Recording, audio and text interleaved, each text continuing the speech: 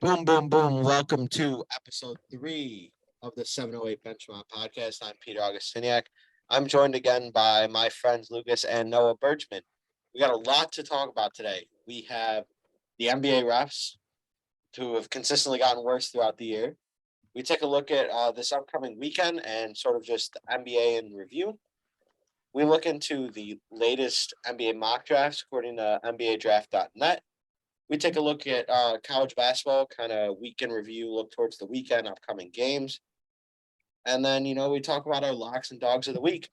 So, yeah, it should be a good episode, I think. Let's get right into it with the NBA refs. I think over the past few days, arguably the biggest NBA ref dispute has easily been the crucial and blatant call they missed on LeBron in the Lakers Celtics game. Cost the Lakers the game.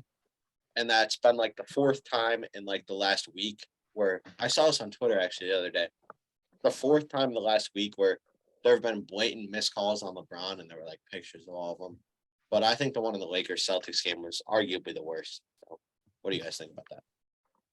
Now, I will say LeBron overreacted, and to see a grown man throw that temper tantrum is just so funny to me. So I do want to preface that by saying, because how I'm gonna follow, people are gonna think, oh, you're pro LeBron. No, that was literally what is this dude doing? He was literally crying on the court. He's like, you're a grown man. So he went over the top. But with that being said, I mean, it's unacceptable. I mean, they should have won the game. They should have won the game, and it happens to the Bulls too. Every day, you get the L2M report saying DeMar should have got fouled with 30 seconds. If I see one more Daniel Greenberg updates tweet about, DeMar DeRozan was fouled by Reggie Jackson with 38 seconds, I don't care, and I hate that the NBA releases that stuff because you're just angering the fans more. People are stopping watching the NBA because the officiating is so bad. Why do you release the day after that the officials made a mistake? How about they just don't make the mistake in the first time? And to me, as a Bulls fan who's had to go through this at least, I know there's been at least 4 or 5 times this year where the Bulls should have won games on blatant calls. And to me, it gives me no comfort in telling me that my team should have won when there's not a win in the win column. The Bulls are not trending in the right direction, and the Lakers are kind of in the same situation. So, I mean, if these teams want to make the play-in tournament, every game counts. And LeBron not getting that call is crazy. How does LeBron? LeBron gets every other call, but they whiffed that one. And that might be one of the things where they don't want to call it in that situation, like with the clock winding down. But that was so blatantly obvious. And I think it's huge just because the Lakers and the Bulls are teams that need wins right now in order to make the play-in tournament. It obviously wasn't their goal in the beginning of the season to be in the play-in tournament. But these teams need these wins, and these missed calls are killing them.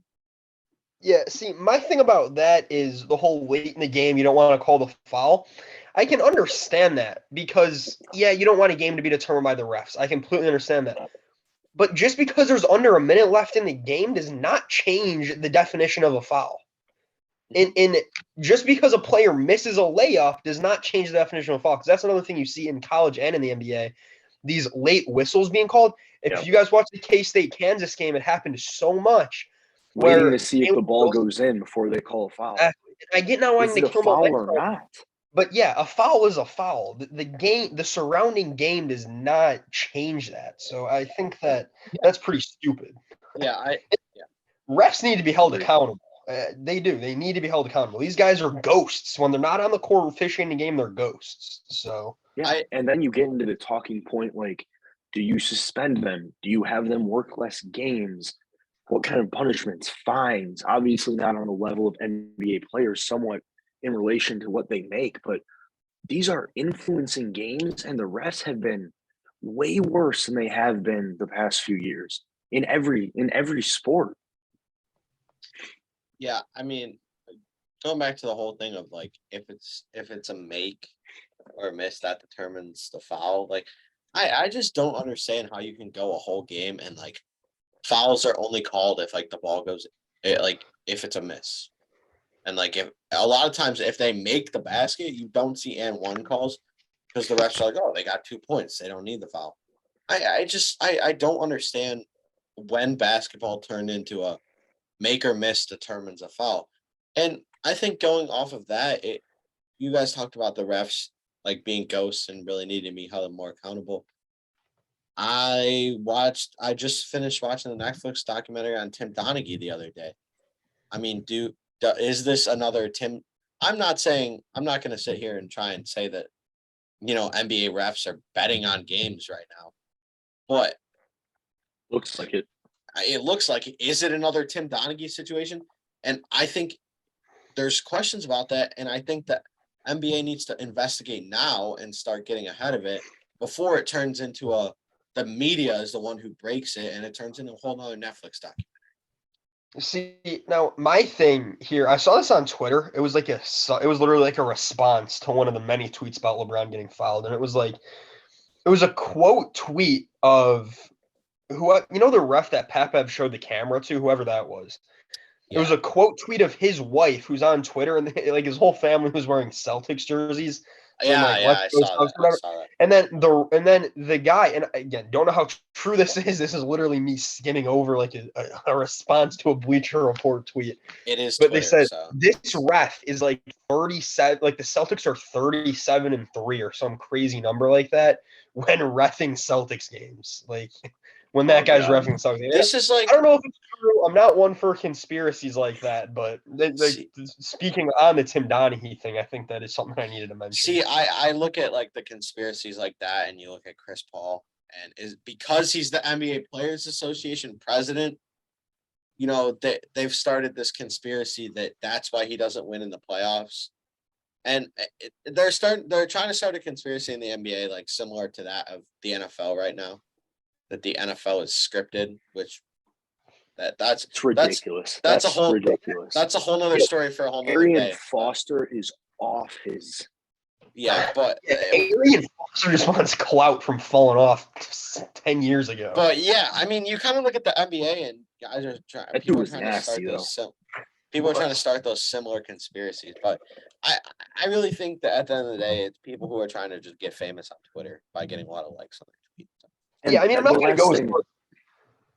Go ahead, Noah. The last thing I'll say about it is I don't know if I'm willing to buy into the conspiracy theories about refs betting on games.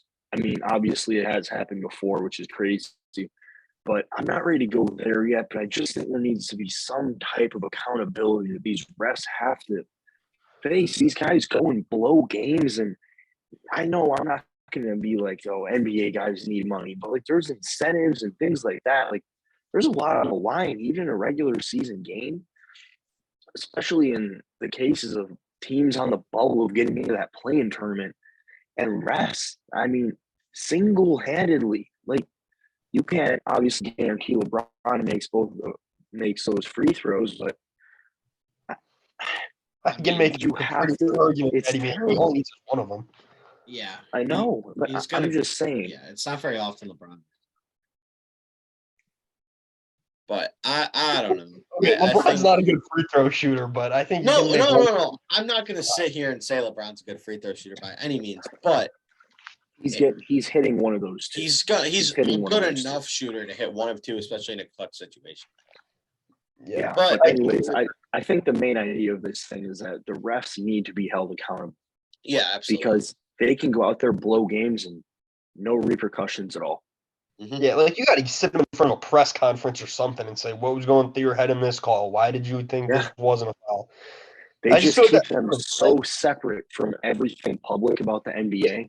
And I get them not having tell you that it should have been a foul the next day because that fixes everything and makes it better. Yep. Like Daniel Greenberg, thanks for making my day better. Like I understand them not having like a Twitter account because they would literally be getting death threats just out in the public on Twitter. Yeah, that would be bad. And by turn your notifications and comments off.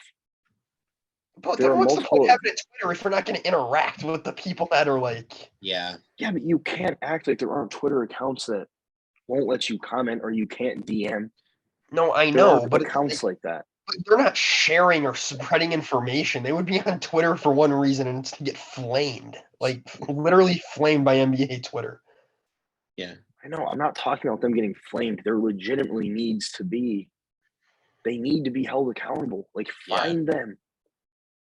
Yeah, no, I think finding them, I think putting them in front of a media is definitely a start. Yeah. Because it's a disaster and it's ruining the NBA right now. It is. It is. I mean, but in all honesty, I mean, we could sit here and talk for 5 hours about the NBA refs, but we can't. We can't because no one's going to listen to a podcast about the NBA refs for 5 hours a The day. NBA ref haters, that's their new podcast name. Yep. But no. Anyways, moving on from that. I don't know. I just think the NBA in general is interesting. I mean, I think the Grizzlies not being first in the West. A couple weeks ago, I thought they were my favorites to come out of the West and make a deep run in the playoffs, but now I don't know. I mean, Denver has separated themselves. yeah, I think you can legitimately make an argument that they're close to in the same tier as Boston, Milwaukee, and Philly. I really think, yeah. My Go ahead. question is for anybody, for you guys, is I love Denver, and they have the best player in the league, in my opinion, this year in Jokic. But they would be the first team to win a title without well, I guess the Bucks did it, but having a team win a title without like multiple superstars is not something that happens very often. So do you think there's a real possibility they can win in the playoffs? Yes, because they play great team basketball. I agree. No, I completely agree. Their best player gets everyone involved.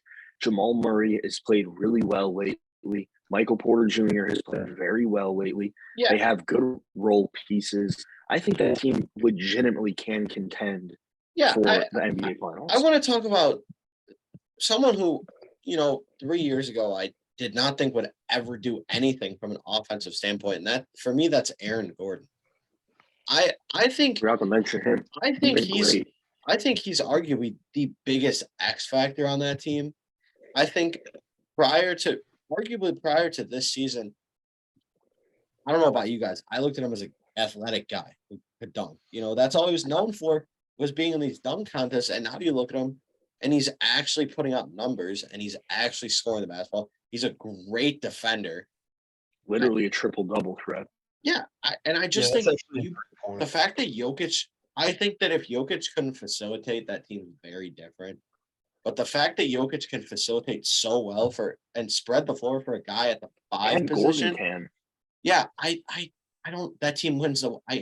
As of right now, if the NBA season ended today, and they were fully healthy, I don't see another team in the West that's going to beat them.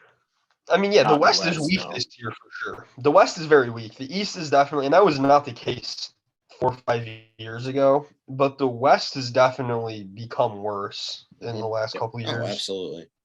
But when I asked that question, I wasn't hating on the Nuggets. I love the way the Nuggets play. I was just saying, like, it has been their downfall in the playoffs for as long as Jokic has been on their team. They've been a 4 or 5 seed, maybe a 3 seed, and they just haven't been able to get past like the second round because they couldn't take down like Curry and Clay or those superstars like Harden and DP or Harden and Westbrook. They just couldn't beat them in the playoffs. So that's the only reason I asked that. But I do love the way they're playing. My rebuttal to that is, when's the last time we saw healthy? When's the last time we saw a fully healthy Denver Nuggets team in the playoffs? Yeah, I mean Murray's been banged up. MPJ's been banged up. Aaron Gordon's been banged up. I mean, realistically, this is the first time in a couple of seasons that we could see going into the first round of the playoffs a fully healthy Denver Nuggets team. And I think it does help that the West is weaker. I think I have to. Yeah, 2 superstar teams in the West. I mean, and I think I have to add the fact that Denver's, with this altitude and everything, it's such a tough place to play on the road. I mean, look, like if Memphis somehow like ended up against Denver, like Memphis-Denver conference finals, just the constant change from Denver to Memphis. I mean, you're going across 2 time zones and like thousands of feet of elevation change. I mean, that's going to put wear and tear on a guy's body that's not used to it. Yeah, that's a trip for sure. Sucks for Memphis being in the West, but yeah, that's how it is. That's Oh. literally how it is. Never understand why they're in the West. It's like, why are the Timberwolves in the what are they? Yeah, why are they in the West? Because there's so many teams out east. Okay, It is the I expansion era did change that, but yeah, get you're right. why. I get why. I kind of get why Memphis is in Like the how West. far? Like what team in the east would you put in the West? No, I mean, you're probably thinking the farthest west team is probably the Timberwolves. Yeah, But seriously. I mean, I heard it's like a 2K stat they always say when you play with like the Timberwolves or whatever. It's like they're always in. I think it was like last year on 2K, but it was like they always say they always average the most miles, like like flew or like traveled Well, yeah, per year. because they go from northern Minnesota to like Phoenix. Like it's not a short trip. I going back to the Grizzlies though, I think why they're in the West is because of when they were in Vancouver, because Vancouver is in Western Canada. So I think Yeah, it's just like the expansion teams kind of like the Raptors and stuff. They kind of like forced that. yeah, Like the Sonics leaving. Well, I guess okay. I take that back. I sounded unsmart right there, but it's great geography. let's move on to the.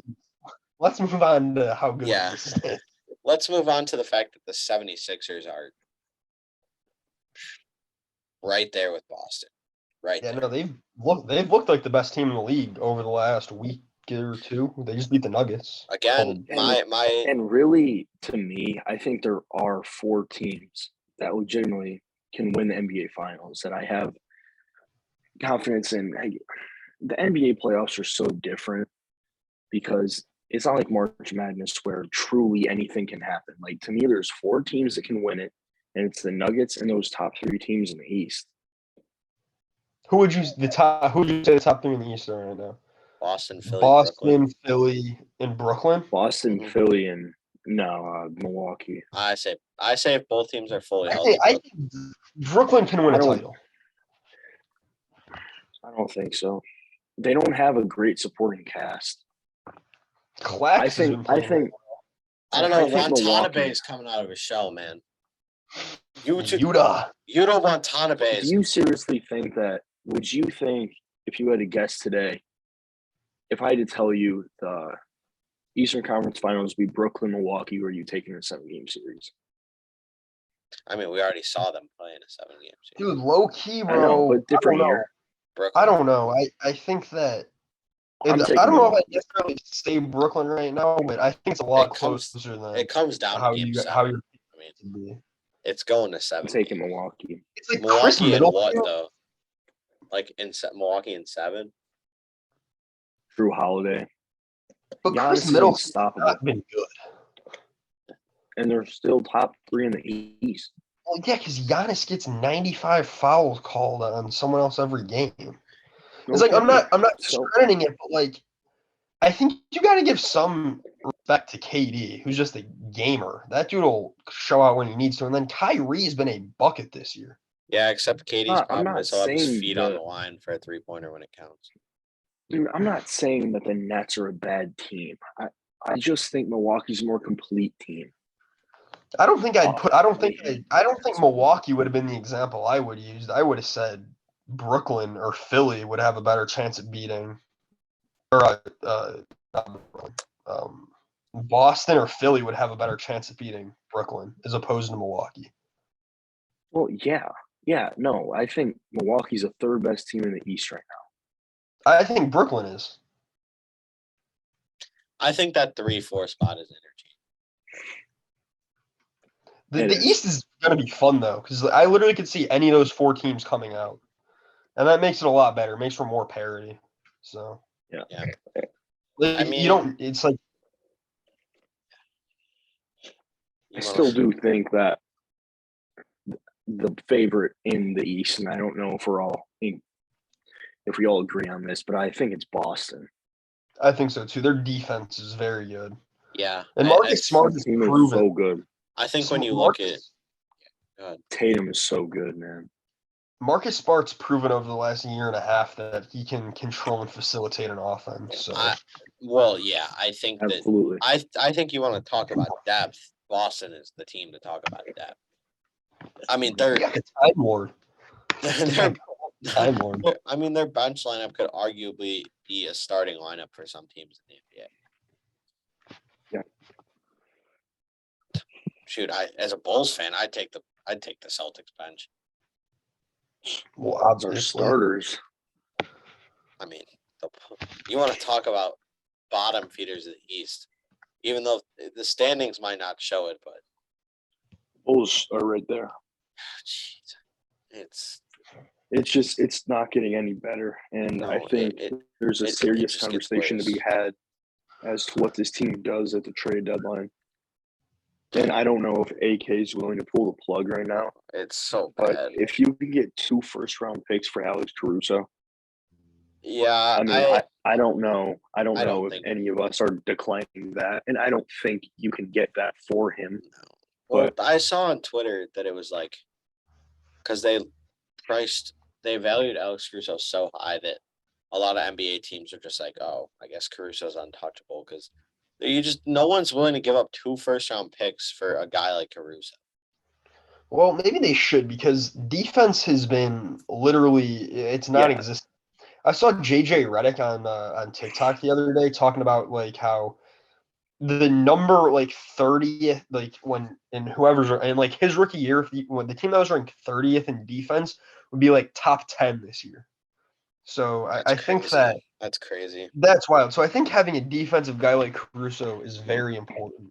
I'm And telling yes, you- He's absolutely an important piece on a championship team. I 100% believe that. but 2 first rounders. Listen, I maybe say like a first. No, and I'm not saying a first rounder or 2 firsts are worth it for Caruso. And I'm saying if you got offered that as AK, you are absolutely saying yes. Oh, absolutely. Alex Caruso playing lockdown defense with a questionable offensive skill set is not what you need when you are 3 or 4 games under 500 at this point of the year. I love AC. I really do. But, I mean, there's no point of having him right now if you can get 2 first-round picks, especially when the Bulls have just been throwing picks away for the last few years here. No, and this might be unpopular, but in the Chicago community, but I do think you need to keep Vooch.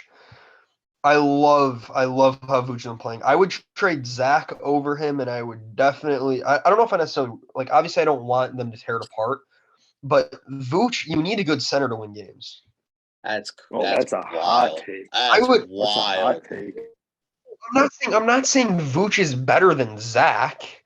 I'm just saying that from a value standpoint, you're gonna get more for Zach, and you need a good center to win games. And Vooch has been amazing this year.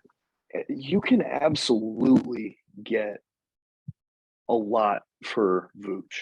I think him of the big 3, I think he's the most likely to be dealt. Yeah. But I don't like that because name through the draft a big man in the last 5 years who has become like not even dominant, who has become at the level that Vooch is at right now. DeAndre Ayton, is he good? Yeah, I mean he's good, but like who else? Are you talking about like on a good team?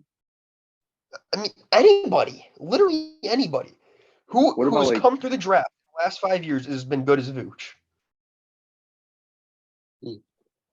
Well, I mean, I'm not hating on Vooch. I think he's a great offensive player, and I said in one of our previous episodes that I would not mind if the Bulls re-signed him, but I think his value is too high right now. The biggest thing is that these guys are getting old. The window on these guys' careers are closing, except maybe Zach, and he's 28, going to be 28. So you can't go halfway. No, I know. Yeah, you Like can't trade DeMar and then keep Vooch and Zach and Pat and say, okay, let's try this again. Because that's not the NBA. You need another superstar. They're either gonna. It might sound. Go ahead. Go ahead. No, yeah, I was just gonna say that I think that at this point they're either gonna trade all of them or they're gonna trade none. I don't necessarily no. know if they're going to do that. I mean, maybe through time they will, but I don't. I I'm mean, I don't scared they think you won't. could. I'm scared they won't either because you either and it sounds contradictory when I just said I don't want them to trade Vooch to you either go full way, but come on, a team with Patrick Williams, Iodo Sumu, and Nikola Vucevic as your three best players, that team is still tanking. Yeah. That team is still being able to Absolutely, compete yeah. for a top 5 pick in the draft. So I think you But could keep now let me Vooch. That let team's me one pose you player this away from question. being a G Let me League team. let me pose you this question though. With Pat, I think if you get to that point where you trade one of those guys, obviously Pat's taking more shots and you're giving him a chance to live up to the expectations of being a top 5 pick. Everyone who's been down on Patrick Williams has just been talking about how he hasn't been a great player.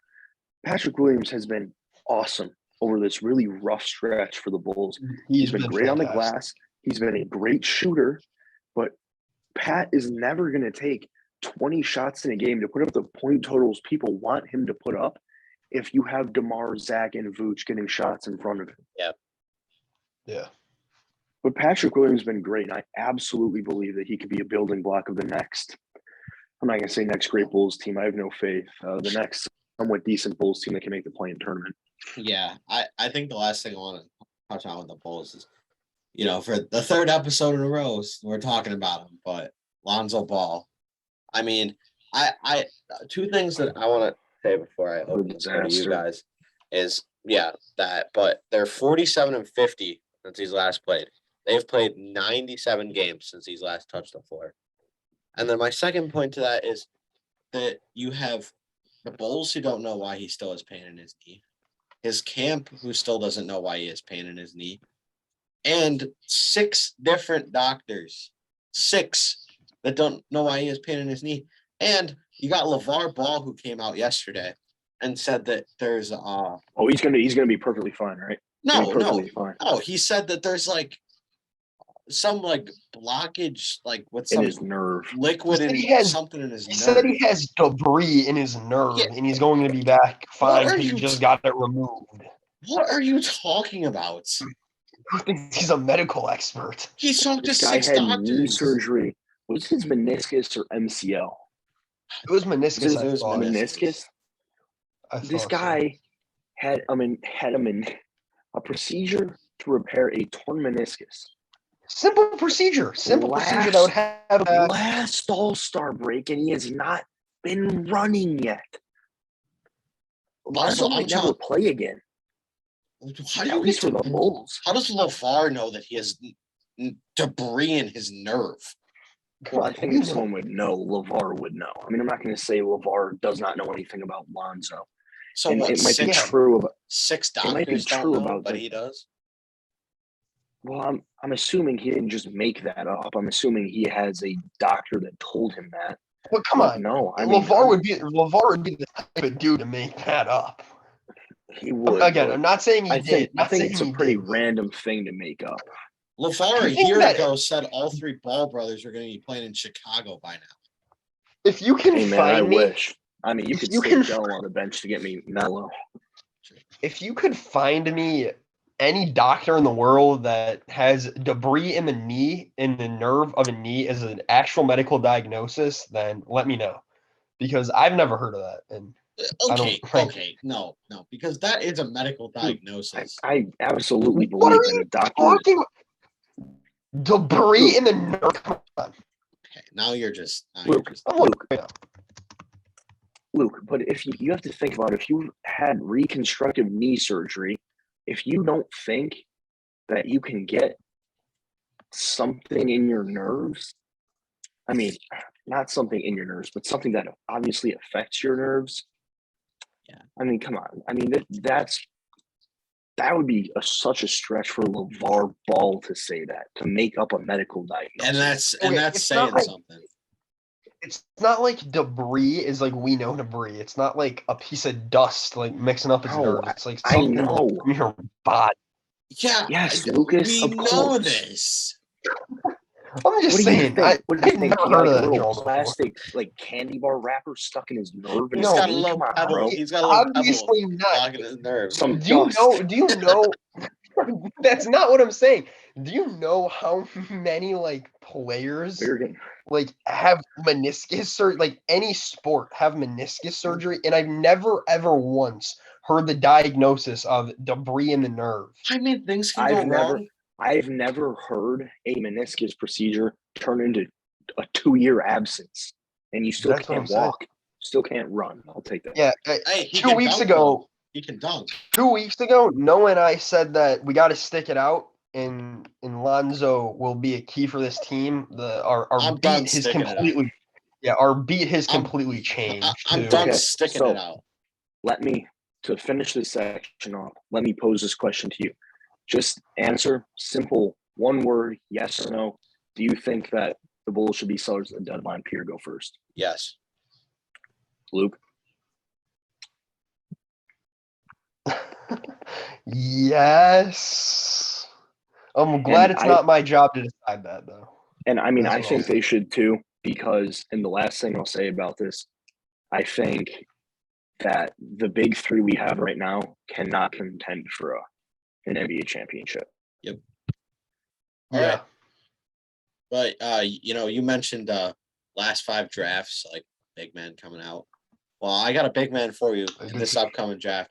Victor He's going to Wembanyama. be a stud. Solidified number 1. The Bulls have zero. Solidified. Well, yeah, obviously, but it'd still be cool to watch him play in the NBA. But Well, solidified obviously. number 1, Scoot Henderson, number 2. He's been having a great year in the G League. What comes next? That's the question. See, Well, now, I think Brandon Miller is definitely up there.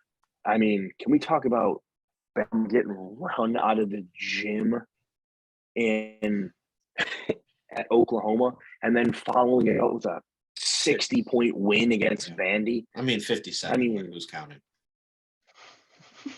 Apparently, the Alabama.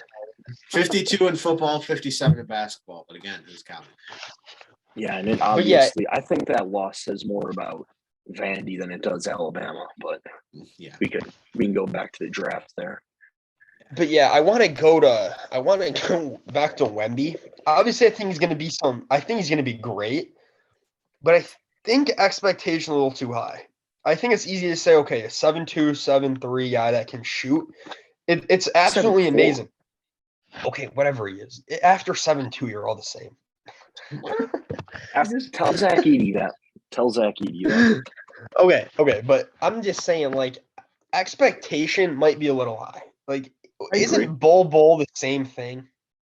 Obviously not as refined as we've seen in Pro Ball, but come on. No.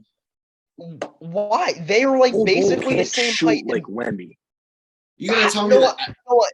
Other than the highlights you see on TikTok, how much have you watched Victor Wembanyama? Every day. How much? Every day. Yeah, I mean, shut up, because that's I've not watched his high. I mean, I've You watched watched his his highlights. highlights. Oh my god! You know what they show in highlights? Making of shots. They show his misses in highlights. You act like they Okay, show his all right. makes. So let's document I'm this. not Lucas is saying saying he's gonna be a Victor bust. Wembanyama will be as good as Bol. No, So no. That's see, what you no, just said. no, That's what you just said. That's not what I'm saying. I'm saying, what's the difference? isn't it? I'm just saying, is like a scout. Isn't it like kind of eerie to you to see like, okay, this isn't like there is still a 7'2", 7'3" guy that has guard skills, who's being the 8th man off the bench for one of the worst teams in the league. I'm just saying, what makes Wemby so much better from what we've seen? I mean, better shooter, better ball handler, better playmaker. I'm just because Bol can do everything in 2K doesn't mean he can do it in real life. Bol wasn't good in college. He didn't play in college. He played one game and then he broke his foot and missed the whole year. I stay using Bobo in 2K. I mean, how good is whatever league he's in France? Is that like heavy competition? I'm asking because I genuinely don't know. He's played against potential NBA players. It's the top French league, yeah. Dude, I'm Victor Wembanyama is going to be an all-star. I just think it's crazy that you're even giving a comparison of him to Bobo. In the same breath. Who else can you? I'm not saying Wemby is the number one pick, and I'm saying he's going to be better than Bol, obviously. But I'm saying he is like the Bull and him are the only two guys in the league that are over 7 foot who can dribble like they can. That's what I'm saying. So do you see where I'm coming from? I'm not saying they're going to be the same. I'm just saying yeah, I see where you're coming from. those are the only two guys in the league that play like that. So is it outrageous for me to say this guy hasn't succeeded? Will this guy maybe not meet his best player of all time expectation? Is that so outrageous? Well, no, I'm not disagreeing with you on that, but Best we've player started. of all time and Bull are very different, Lucas. You know what I'm saying. They are the only two players in the league with that Bull was relatively not as similar refined. type of skill set. Okay, but look, I'm just saying, is it outrageous for me to say Wemby is not going to become the greatest NBA player of all time? It's No. not a I'm not saying consensus. he's The going to be dude the has never greatest spent player an of all NBA court time. I'm not before. going to say he's going to be the same type of player as Bull. I'm not either. I'm just saying I feel like there is a little there's some expectation is crazy. No, I agree. But Lucas, think about this. Would you have said that when LeBron got drafted out of high school, that expectations were too high? Like you can say that I for would have. anyone I coming out of the completely would have. draft. Yeah. It was the same thing with it's Zion. not like guys cannot live up to the expectations. Well, I'm just saying there are going to be all-stars that are going to be drafted this year. There are going to be all-stars eventually. Wemby is going to be one of them. Wemby, I mean, I completely see that, but not Bull. I never said he was Bull. I'm just saying they are the two most similar. Them. In a very certain way, just based on their height and the way they can both dribble with the ball. And all I was saying is that I could dribble the ball. What are you going to compare me to, Muggsy Bogues? Come on. I'm nowhere near his talent. But a stretch big that is 7'4", there's only Bull is the only other one of them in the league. So I'm not comparing them saying their career outlooks are the same. I'm just saying they have a similar skill set. He is the only type of player like Wemby in the NBA today. That's all I've said, and then everyone jumped on my case. All right. Anyways, moving on from that. Man. We touched on Brandon Miller. Moving on from Brandon Miller. Moving on to Chris Murray. I mean, Keegan Murray came out of Iowa. Disgusting school, but we'll get into that in a little bit. But how high are we on Chris Murray? Very. I dislike Iowa. I think it's easy to say he's like exactly his brother. I mean, I dislike Iowa as much as anyone, seriously. Yeah. But I mean, I have crazy respect for the Murray brothers. Those guys are good, and they will both be serviceable NBA players. I'm They're literally the same player. I watched that Iowa Northwestern game, and they literally I haven't watched any Kings game in the NBA this year, but I watched a lot of Keegan Murray last year at Iowa, and they play similarly, if not the exact same. They both can stretch, they both can slash a little bit. So literally the only difference is I like Chris Murray. Top 10. Chris Murray's left-handed, correct? Great rebounders. Yeah, great rebounders. Is Chris Murray Chris Murray's left-handed? Right? I believe so. Yeah, I believe so. He is. That's about the only difference I see in their game. Yeah, I think top 10 pick. I mean, I don't see really why not. He's been a dog. I think in Big Ten play, I think he leads the Big Ten in scoring. I mean, maybe Edie does after. He's gonna be a top 10 pick because the forward depth in this draft is so thin. So I just don't see how he isn't. Yeah, his versatility is great for his pro outlook. It's really high in demand. Another forward, Cam Whitmore. I mean, we watched him play against DePaul. Crazy athleticism.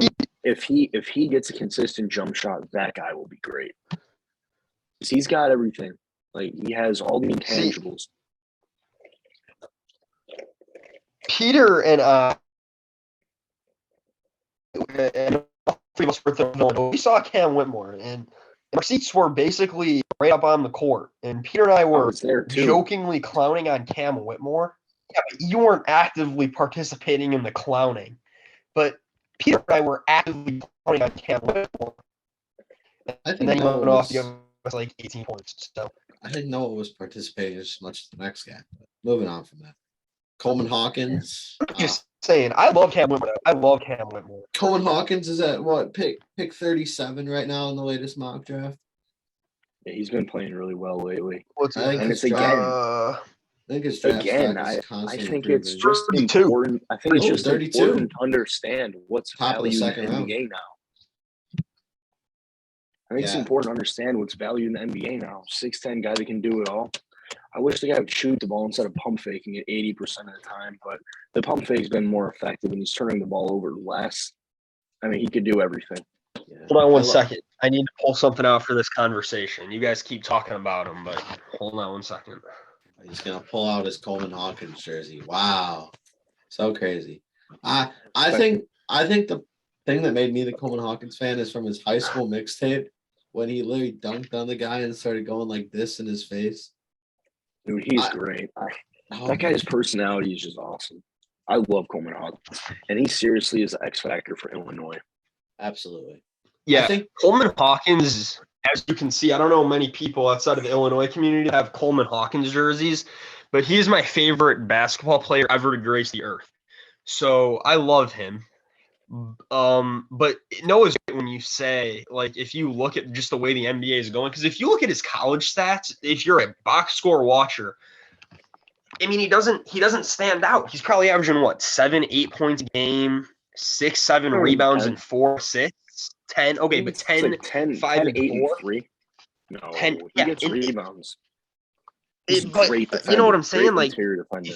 and he's an amazing defender. He can. He does a literally, lot. He's played point guard at times for Illinois. he does a lot that So doesn't I love show him. up in the I love him. stat sheet. He makes the Coleman's averaging 10, 6, and 3. He's a big guy to make the hockey pads. He makes the hockey pads a lot. Yeah. Oh, dude, Yes. and I think he does need to be a little bit more refined offensively because he has shown in the past when he gets hot, he can shoot the ball lights out. I do think the turnover number has to decrease a little bit for his draft stock to rise. But I think he also has to remember he's 6'10" sometimes. Yeah. And I think he can. Died. I know. And he can. Like, he's put some dudes on posters this year. But I think overall, all around, a pretty good prospect. I could definitely see him, if he plays really, really well, sneak into the very late first round. Yeah, I think he's gonna be a top of the second round pick though. Now, But I talking think we about can all another guy. sadly agree. Now, talking about another guy. This wasn't in our notes, but I think it's interesting. And we all know a little bit about Illinois basketball. How much has Terrence Shannon plummeted off of draft boards?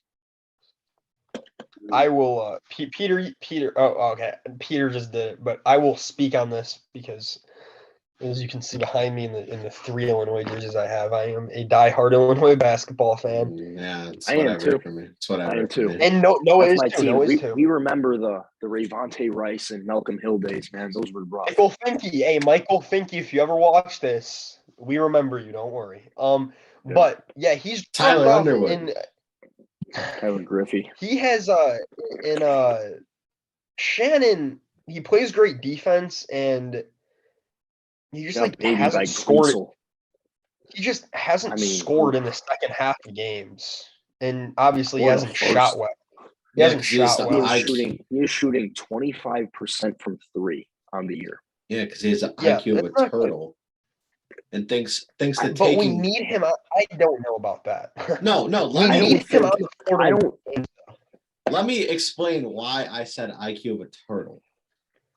This is why, and I don't mean his overall game. He has the IQ of a turtle. Before I start, you two jumping on my back, I say he has the IQ of a turtle in the sense that instead of like he goes inside once, it works. And then instead of continuing to go inside, Next time down the court, he has a step back fadeaway. Yeah, exactly. 31 And that 3. In that sense is what I mean. Which, he has the IQ of a turtle, not his overall in my game. opinion, the NBA draft has gotten to this guy's mind. And you are seeing him be a player he is not. Terrence Shannon is a solid catch and shoot guy. He is not This guy has not done anything from distance since the first game against UCLA, since like the fourth game against UCLA. Yeah. Other than that, it has been ice cold. And Illinois is still finding ways to win games by 15 and 20 points. But, I mean, he went from Wooden Award watch list at the beginning of the year, nowhere close. And I don't even think he's the best player on Illinois. Yeah, on the I think midseason, he wasn't has even all top the 25. intangibles. He's very athletic. The jump shot is very concerning, and it's his decision making.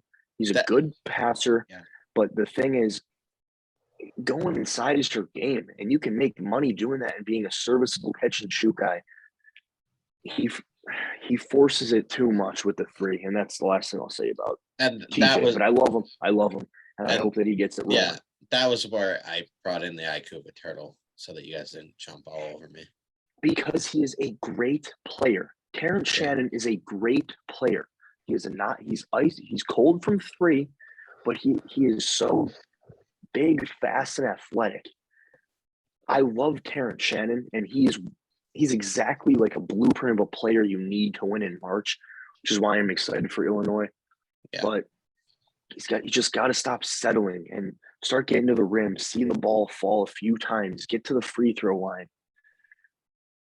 Terrence Shannon, he's going to get going. He's too good of a player not to. But I think the shot selection at times has been a little bit questionable, especially lately. Yeah, I think the last two guys that I wanted to touch on before we kind of look at college basketball as a whole is, I don't know how much you guys watch the Overtime Elite League, but Asur and Amen Thompson are two guys that I wanted to touch on. They're both, I mean, they're the same player, basically. They're both super athletic, great defenders, can jump out of the gym, good shooters. But a lot of experts have them super high on draft boards, like both of them going inside the top 10, if not, or both of them going inside the lottery, if not inside the top 10. My only question with them is, yeah, they're great players, but the Overtime Elite League, as opposed to a college league or a G League, does the OTE provide enough real pro level competition? Yeah, no, I think it's a very good question.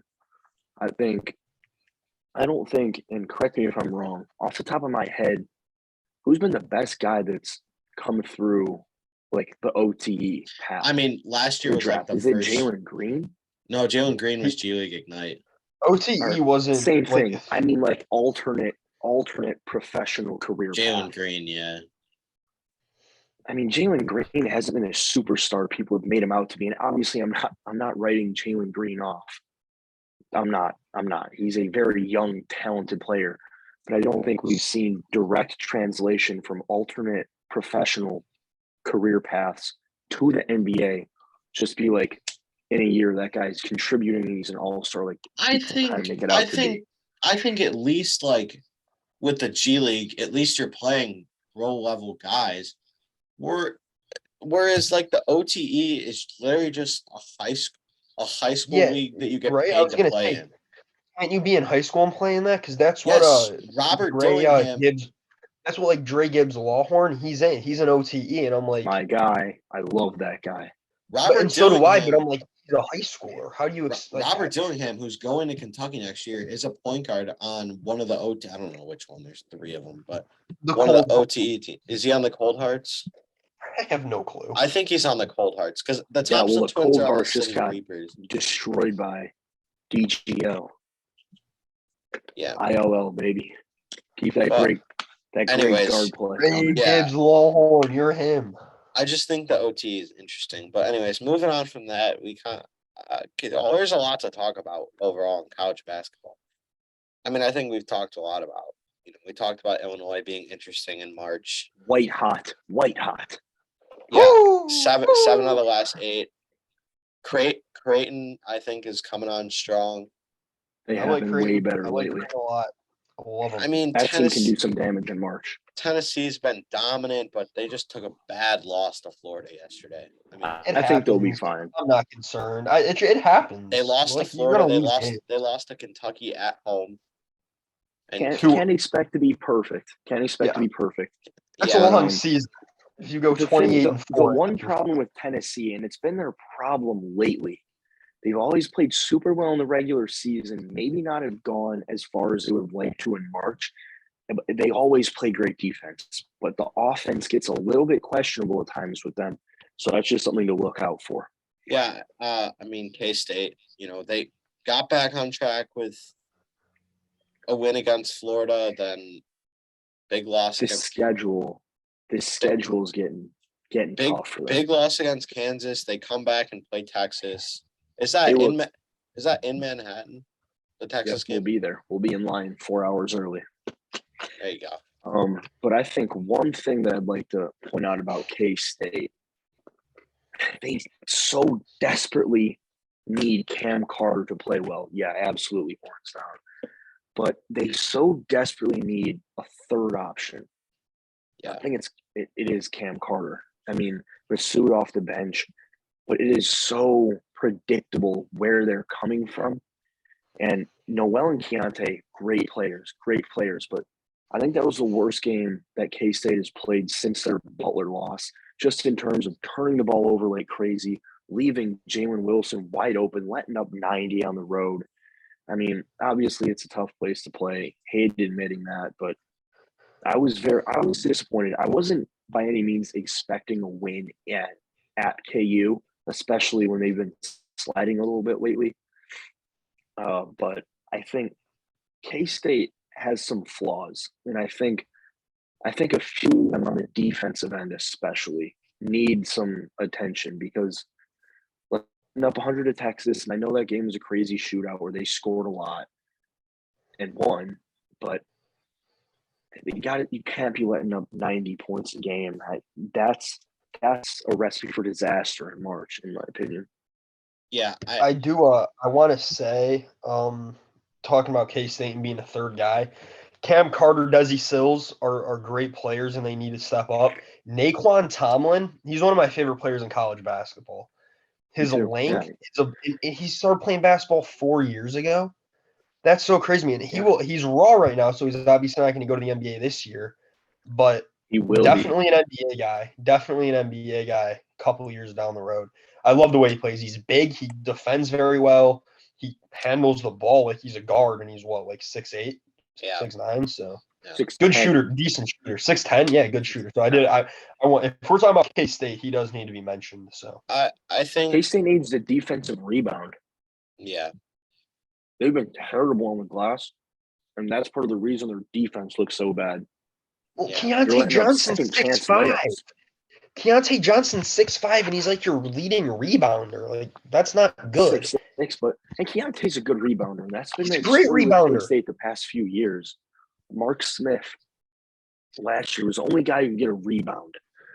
They need their big men to step up and be a force on the defensive glass. It's killing this team. Yeah. They figure out the second chance points, then you're talking about an average defensive team. So they just, and it's not like they're just getting like bad position. I mean, the ball hits these guys' hands, it's flying 30 feet out of bounds, and it's just another shot clock reset.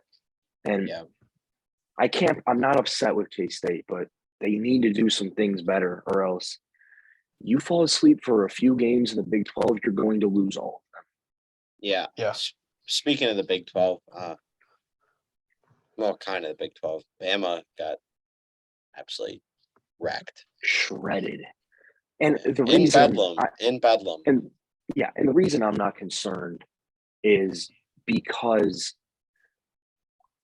and yes, defense plays a part in this, but they shot 75% from three. Oklahoma did. I mean, everything was going in. I think you can kind of toss that one out. There's going to be bad games. That was one of them. I think you. They obviously came back and responded the way they should have against Vanderbilt by 57. Yeah, so I'm not concerned about Bama. And I know people They're the in second. They're the Tuscaloosa. second best team in the country. I do That's all agree I'm with gonna that. say about Alabama. The second best team in the country. Yeah. I think, we touched on Illinois. I think the last thing I wanted to kind of touch on was Kentucky. They were looking good going into that Kansas game. Lost that Kansas game. It was a rough game. I watched it. People in Lexington, I was there last weekend. They definitely weren't happy about it. I just like to point out one thing that I don't know if you've experienced it. Let me get into the rest of Kentucky before I talk about this. Is I think Kentucky will be fine. They'll pick it up. They'll play well. They'll be a middle of the road seed in March Madness. I think it's middle to bottom seed in March Madness. I think that people who are saying John Calipari should be gone are just dumb. They're just Unintelligent. They're unintelligent. stupid. You can tell they have a Sheboy's consistently a double. Like that's whatever. But I'm gonna ask this question to you, Noah. I don't know if you've experienced this, but I think that Kansas fans are the most obnoxious and annoying fans in all of college sports. They are. And I Yeah. have classes with the people that broadcast the games on the radio for K-State, and they were getting heckled and stuff was getting thrown at them all night.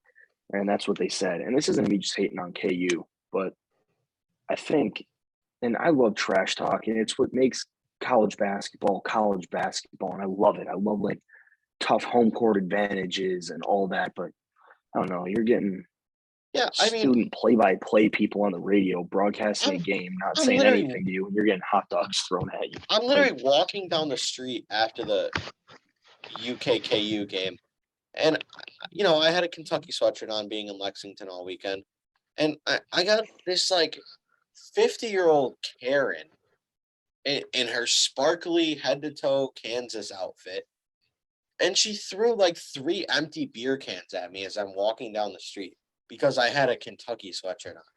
And I'm like, I'm just trying to walk home. Like, they lost. It's whatever. I'm just trying to walk home, and I'm getting beer cans chucked at me because I have a sweatshirt on. Like it. And I think it's important to note there's bad fans in every fan base, but I mean, yeah, it's obviously. I don't know. I just feel like Kansas is just so brutal. It's just so. I do.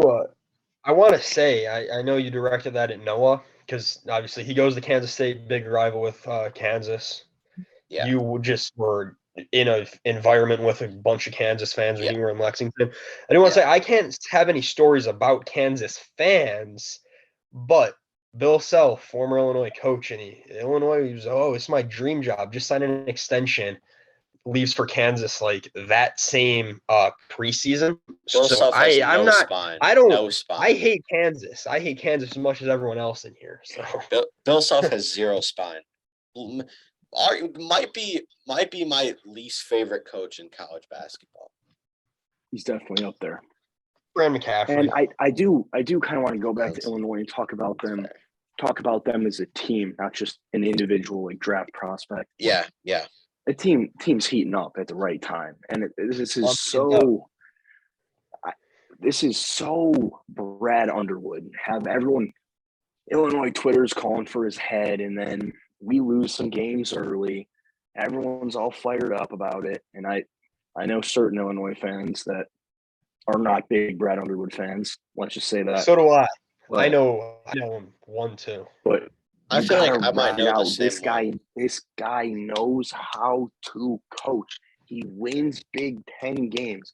I just knocked on wood, but big game at Iowa Saturday. I feel like that's the measuring stick. You're beating the teams you're supposed to beat, though.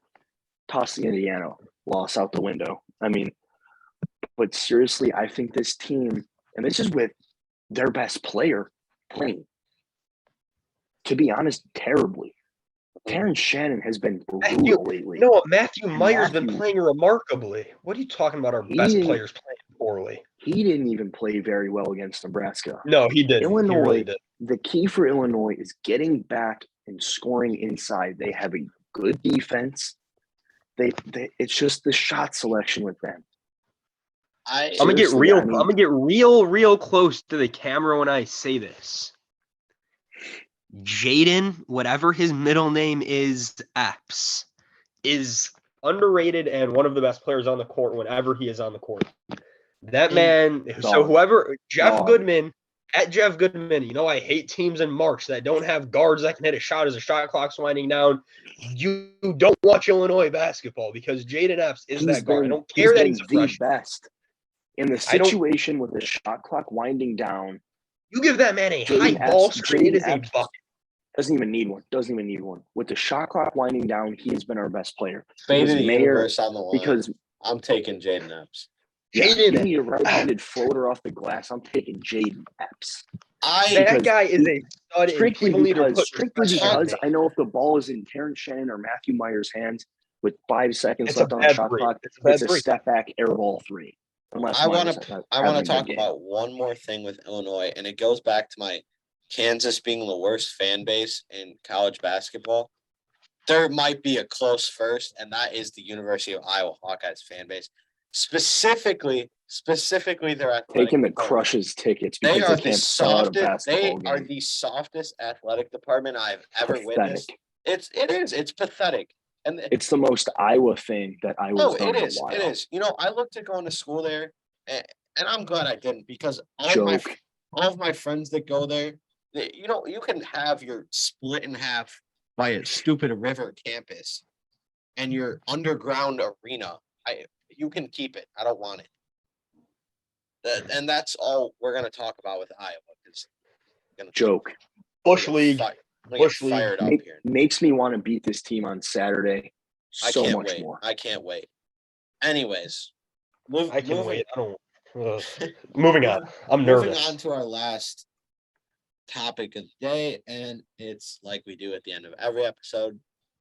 It's going to be our locks everyone's and dogs favorite section. Everybody's favorite section, locks and dogs. Now, okay, before we start this, go ahead.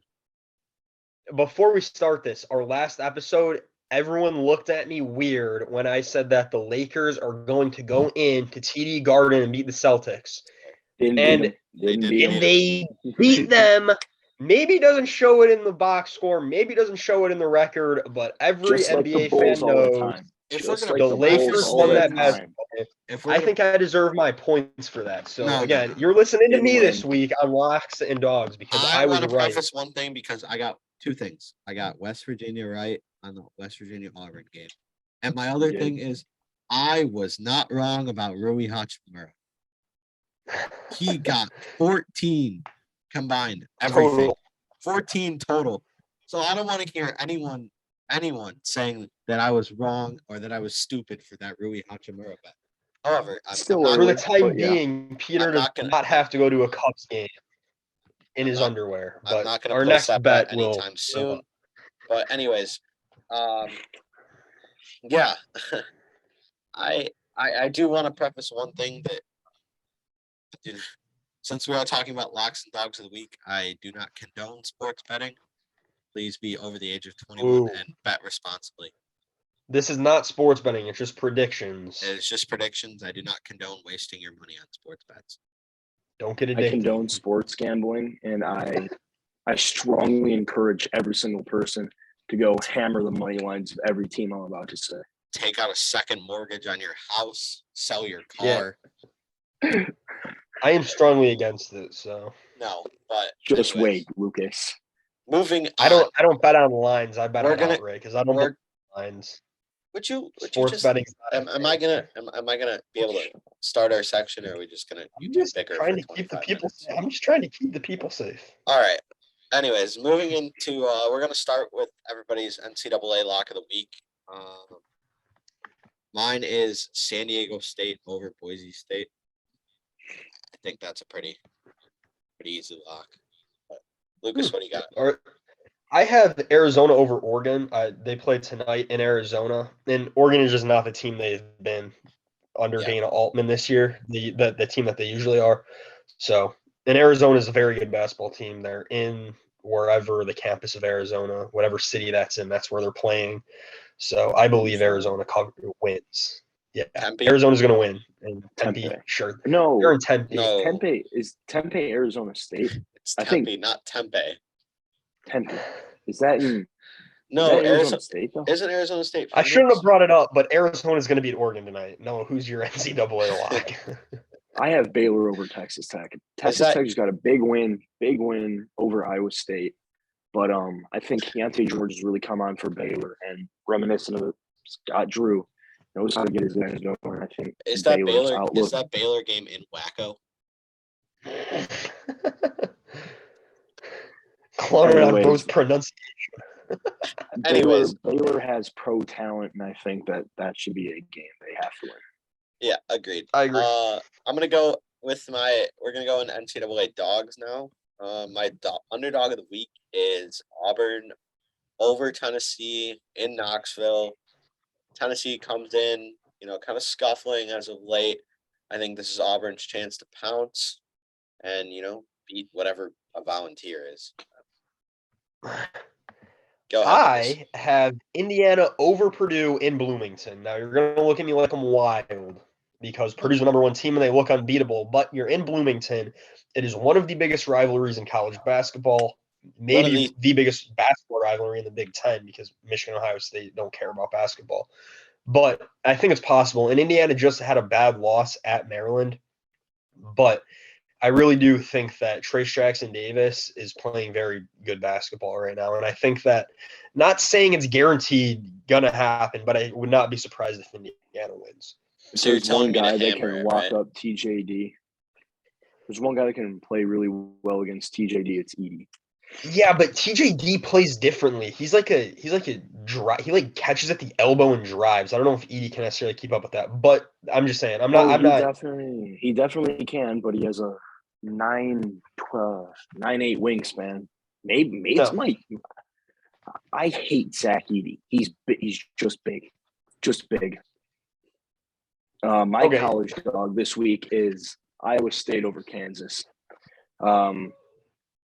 I know because of K-State how tough it is to play at Hilton.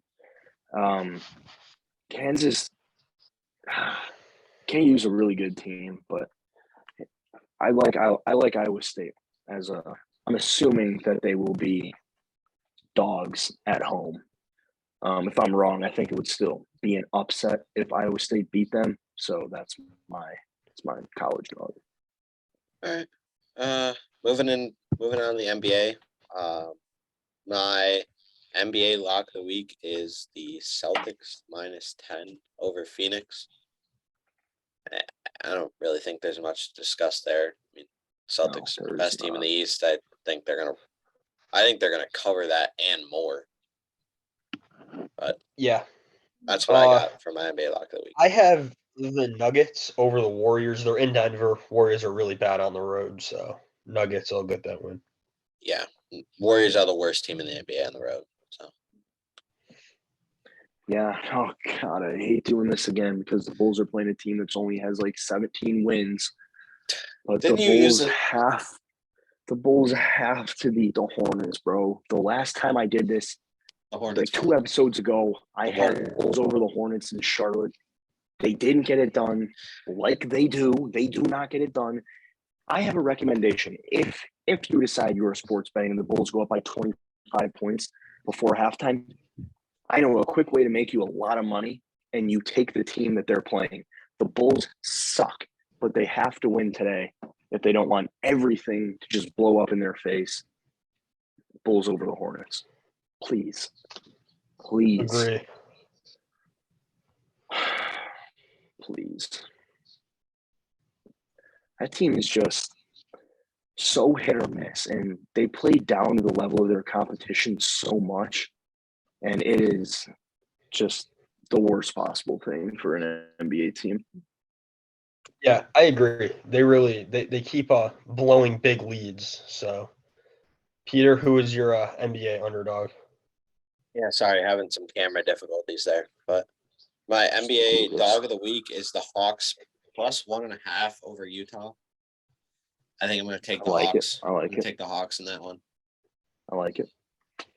Yeah, you stole mine.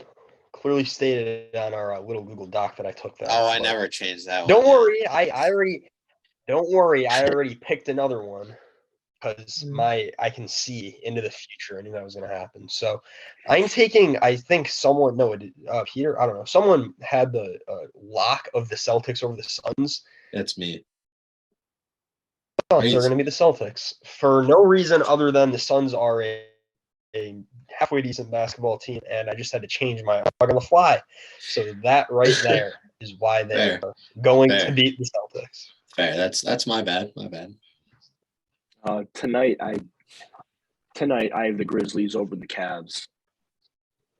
Cavs minus 5.5 at home. I don't think there's a guy in this league that can defend Ja, and I think the Grizzlies get back in the win column after kind of a little bit of a slide lately. I think that's where I'm going for my underdog. I like it. Like it too.